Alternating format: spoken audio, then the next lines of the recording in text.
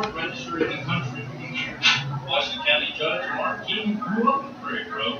He recalls the phone booth being very important. Hello everybody, we're going to hit you up with the next to last presidential election video. This one, the election of 2008. Two new candidates going at it to see who will replace George W. Bush in the White House. Who's going to get it done?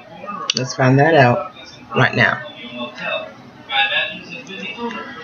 Now, as always, we're going to start off with the incumbent party, and that is the Republican Party. George W. Bush, the incumbent, elected in 2000, re-elected in 2004, cannot serve a third term under the parameters of the 22nd Amendment, so the Republican nomination left wide open. And it comes down to Senator John McCain of Arizona, Mitt Romney of Massachusetts, Mike Huckabee of Arkansas, Congressman Ron Paul of Texas, Rudy Giuliani of New York, Fred Thompson of Tennessee, Alan Keyes of Maryland, Congressman Duncan Hunter of California, Congressman Tom Tancredo of Colorado, Senator Sam Brownback of Kansas, Tommy Thompson of Wisconsin, and Jim Gilmore of Virginia.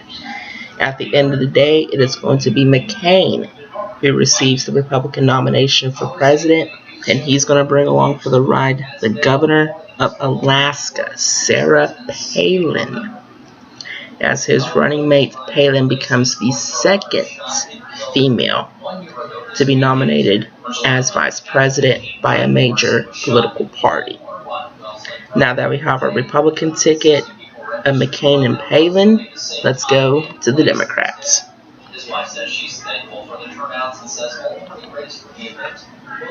Now, the Democrats, they are getting ready to make history. But before they do that, they have their own primaries to contend with as well. On the list, we have Senator Hillary Clinton of New York, the husband of former President Bill Clinton, John Edwards of North Carolina, the governor of New Mexico, Bill Richardson, Congressman Dennis Kinich of Ohio, Senator Joe Biden of Delaware, Mike Gravel of Alaska, Senator Christopher Dodd of Connecticut, Senator Evan Bayh of Indiana, and Tom Vilsack of Iowa. But it will be Hillary Clinton's opponent, Senator Barack Obama of Illinois, who will receive the presidential nomination by the Democratic Party. He is the first African American to be nominated for president by a major political party, and he's going to bring along for the ride Senator Biden as his running mate. Now that we have a Republican ticket of McCain and Palin and our Democratic ticket of Obama and Biden, let's put these guys into the ring and see who's going to win it and see if some history is going to be made. Now, going into the campaign, the not so popular war in Iraq was a key issue during this campaign before the economic crisis began to settle in. And McCain had support of the war while Obama was opposed to it. Though McCain meant it as a peacetime presence like the United States had maintained in Germany and Japan after World War II, his statement that the United States could be in Iraq for as much as the next 50 to 100 years would prove costly. Obama used it against him as part of his strategy to tie him to the unpopular President Bush. Now, Obama's early and strong opposition to the war helped him stand out against the other Democratic candidates during the primaries, as well as stand out to a war-weary electorate during the general campaign. Now, McCain's support for the troop surge employed by General David Petraeus, which was one of several factors credited with improving the security situation in Iraq, may have boosted McCain's stance on the issue in voters' minds. McCain argued that his support for the successful surge showed his superior judgment. However, Obama was quick to remind voters that there would have been no need for a surge had there been no war at all, thus questioning McCain's judgment. Now, President Bush had become increasingly unpopular by 2006. Polls consistently show that his approval ratings among American voters had averaged around 30%. In March 2008, Bush endorsed McCain at the White House, but Bush did not make a single appearance from McCain during the campaign. Bush appeared at the 2008 GOP convention only for a live video broadcast. He chose not to appear in person due to disaster events in the Gulf of Mexico and the aftermath of Hurricane Gustav. Although he supported the war in Iraq, McCain made an effort to show that he had disagreed with Bush on many other key issues such as climate change. During the entire general election campaign, Obama countered by pointing out in ads and at numerous campaign rallies that McCain had claimed in an interview that he voted with Bush 90% of the time, and congressional voting records supported this for the years Bush was in office. Now, before the Democratic primaries began, the dichotomy of change versus experience had already become a common theme in the presidential campaign, with Hillary Clinton positioning herself as the candidate with experience and Obama embracing the characterization as the candidate most able to bring change to Washington. Before the official launch of her campaign, aides for Clinton were already claiming to position her as the change candidate. In his presidential run announcement, Obama framed his candidacy by emphasizing that Washington must change. In response to this, Clinton adopted her experience as a major campaign theme. By early and mid-2007, polls regularly found voters identifying Clinton as the more experienced candidate and Obama as the fresh or new candidate. Exit polls on Super Tuesday found that Obama won voters who thought that the ability to bring change was the most important quality in a candidate, who made up a majority of the Democratic electorate. By a margin of about 2-1, Clinton was able to make up for this deficiency by an almost total domination among voters who thought experience was the most important quality. These margins generally remained the same until Obama clinched the nomination on June 3rd. Now, Obama promised universal health care, full employment, a green America, an American respected instead of feared by its enemies. He used new media to form a bond with his supporters, which helped him appeal to the youth's audience's need to feel special in the know, empowered, and special. This is best displayed in his text message announcement of Joe Biden as the vice presidential candidate.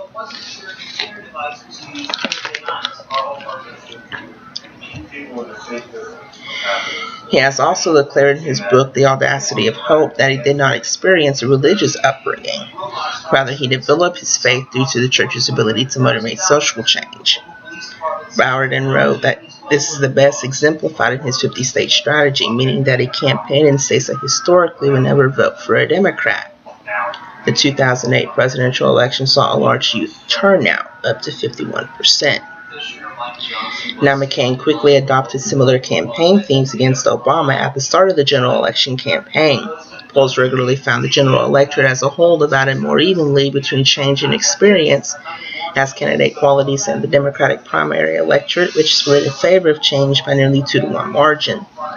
Advantages for McCain and Obama on experience and the ability to bring change, respectively, remained steady through the election.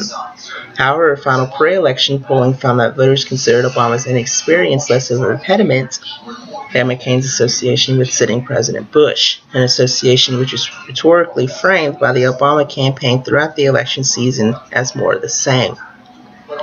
And McCain appeared to undercut his line of attack by picking first-term Alaska Governor Sarah Palin to be his running mate. Palin had been governor only since 2006, and before that he had been a council member and mayor of Wasilla, Alaska. Excuse me. Nonetheless, she excited much of the conservative base of the GOP with her speech at the convention, a group that was initially lukewarm toward McCain's candidacy. However, media interviews suggested that Palin lacked knowledge on certain key issues, and they cast doubt among many voters her qualifications to be vice president or president. Because of Palin's conservative views, there was also concern that she would alienate independents and moderates, two groups that pundits observed McCain would need to win the election.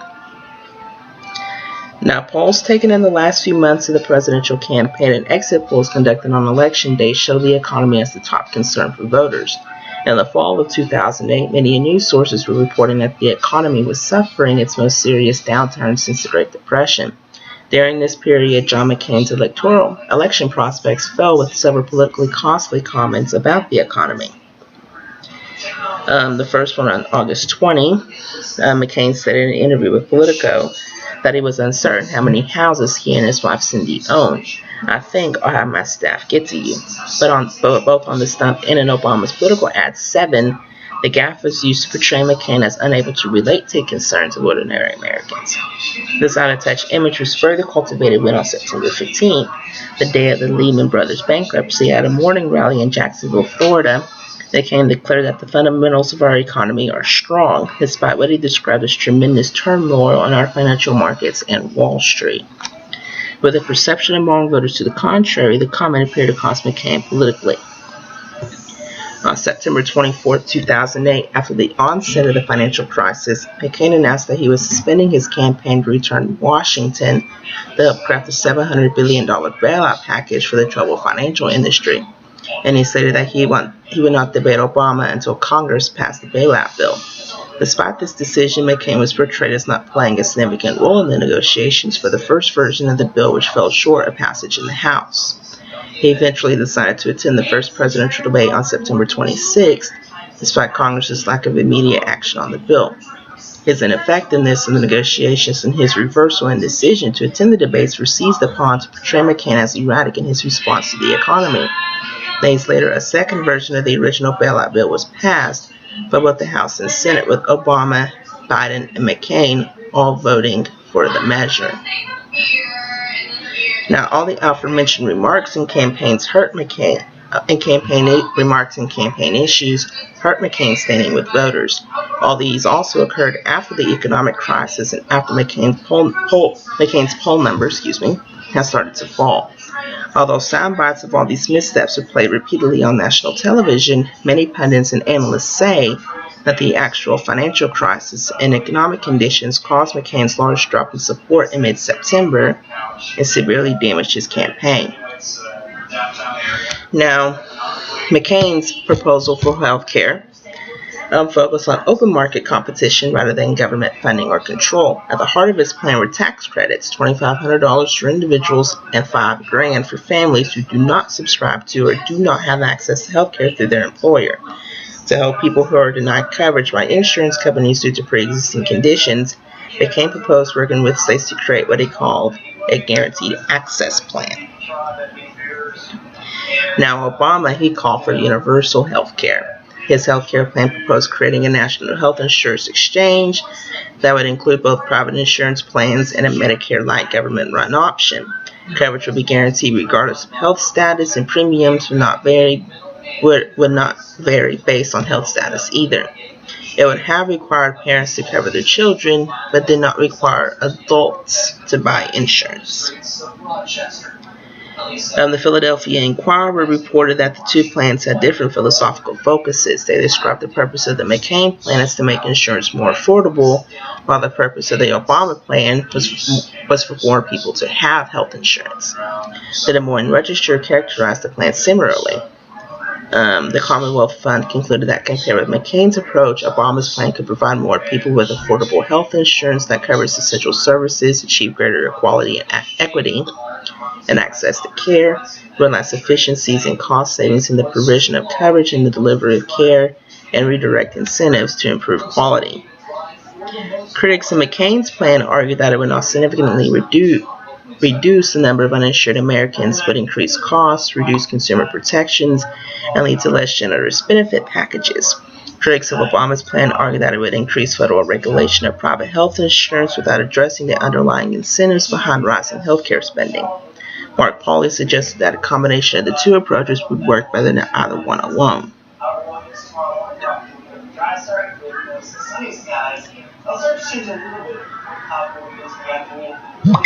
Now, in terms of race, Obama, he would generally avoid race issues, and he would often place white people behind him when in a hall speaking to a large black group in order to avoid racial imagery.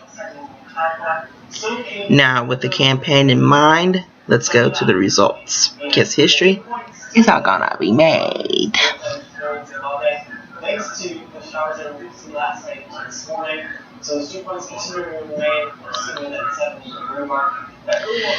Barack Obama is going to become the first African American president in United States history. He's going to win 365 electoral votes to McCain's 173. 28 states, Washington, D.C., and Nebraska's 2nd Congressional District are going to go Democratic and vote for Obama. 22 states are going to go Republican and vote for McCain. In terms of the popular vote, 52.5% of the popular vote goes to Obama, 45.7% of the popular vote goes to McCain. So history-making election for the African American community as far as Obama winning is concerned. Now Obama is going to serve his first term and he'll fight for the second one.